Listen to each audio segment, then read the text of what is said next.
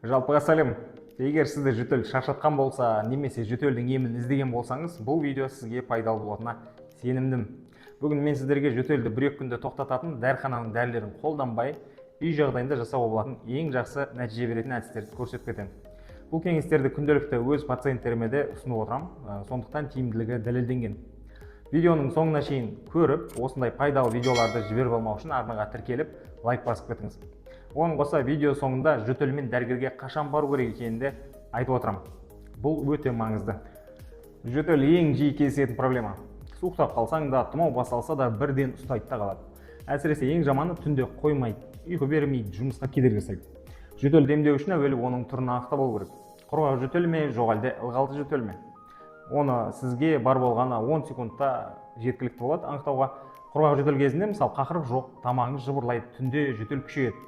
Ал ылғал жөтел кезінде қақырық бар, кеуде кептеліп, сыртқа шыққысы келіп тұрғандай сезіледі. Бүгін мен айтатын әдістер жөтелдің екі түріне де жарамды. Бірақ қай тәсіл қай кезде қолдану керек, соны білсеңіз болды. Сонымен үй жағдайында жөтел кезінде жасауға болатын ең бірінші қарапайым әдіс ол ыстық суға ингаляция жасау. Қазір сіздерге үйде қалай жасау керек екенін, қандай қателіктерден сақ болу керек, кімге ыстық су ингаляциясы мүлдем жасауға болмайды, барлығын айтып беремін. Жалпы бұл ингаляция не үшін керек? Бұл ингаляциясы мұрын бітелгенде, тамақ ауырғанда, құрғақ жөтел кезінде шырышты жұмсартып, тынысты жеңілдетіп беретін табиғи әдіс. Бірақ дұрыс жасалмаса пайдасынан гөрі зияны бар. Сонымен ингаляция жасайтын суды қалай дайындау керек? Алдымен суды қайнатып алыңыз. Қайнағаннан соң суды міндетті түрде 2-3 минут салқындатыңыз. Қауіпсіз температура 38-50 градус Цельсий аралығында. Одан ыстық болса, сіз күйік алуыңыз мүмкін. Енді ингредиенттерге келсек, яғни суға не қосуға болады? Бірінші ингредиент бізде сода. 1 литр суға 1-2 шай қасық қосуға болады. Келесі ингредиент ол түрлі шөптер, мысалы түймедақ, эвкалипт секілді. Бұлардың тұнбасын алдын ала дайындап ыстық суға қосасыз. Және соңғы ингредиентіміз ол эфир майлары. 1-2 тамшы ғана қосқаныңыз дұрыс, көп қоссаңыз ол сізде керісінше жөтелді күшейтуі мүмкін. Ал енді дайын болған суда ингаляцияны қалай жасау керек? Әуелі басыңызды сүлгімен жауып, бу шығатын кеңістік жасаңыз. Ыстық суға тым жақындамағаныңыз абзал, күйік алу қаупі бар себебі. Демалуды жай-жайдан бастаңыз. Мұрынмен де, ауызбен де демалсаңыз болады. Егер басыңыз айналып жатса, дереу тоқтатыңыз. Ингаляцияның жалпы уақыты 5-10 минут. Ингаляциядан кейін бірден далаға шығуға болмайды. Тыныс жолдары ашық күйде болғаннан соң суық тию қаупі үлкен.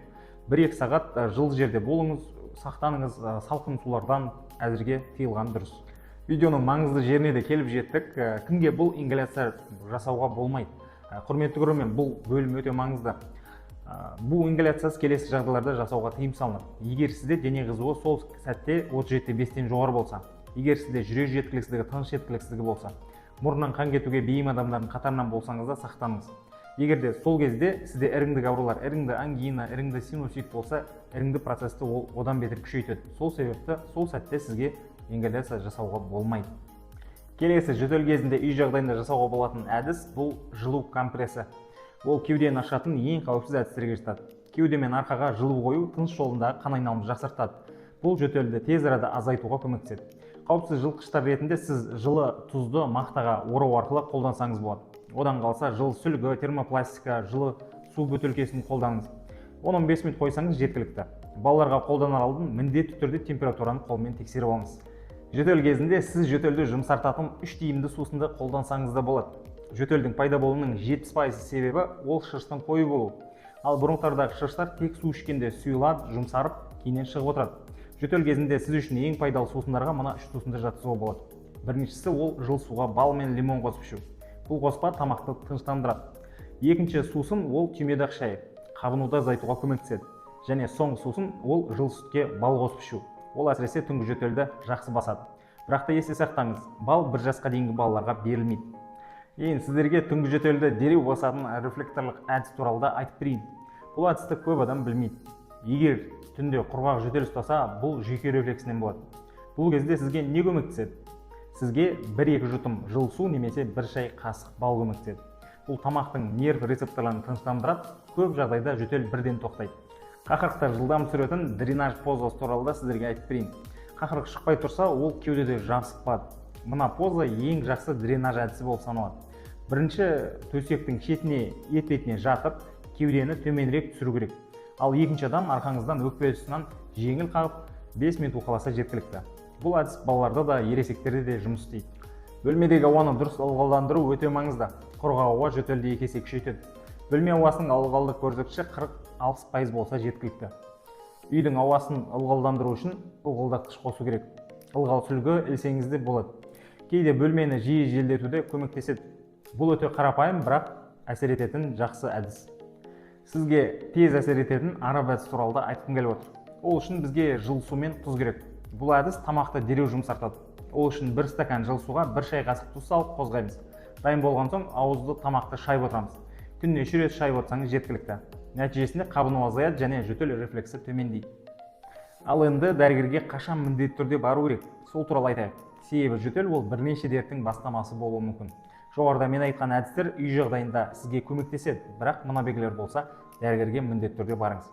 Егер жөтелмен бірге температура 3 күннен бері түспей тұрса, егер қатты ауа жетпей қысылсаңыз, егер жөтелген соң қақырықта қан аралас шығып жатса, егер сізде қатты әлсіздік, тершеңдік болса, егер сіздің жөтеліңіз бір апта ішінде жеңілдемесе, егер бала болса, тынысы жиілеп, көгеріп мазасызданса, міндетті түрде дәрігерге көрсетіңіз.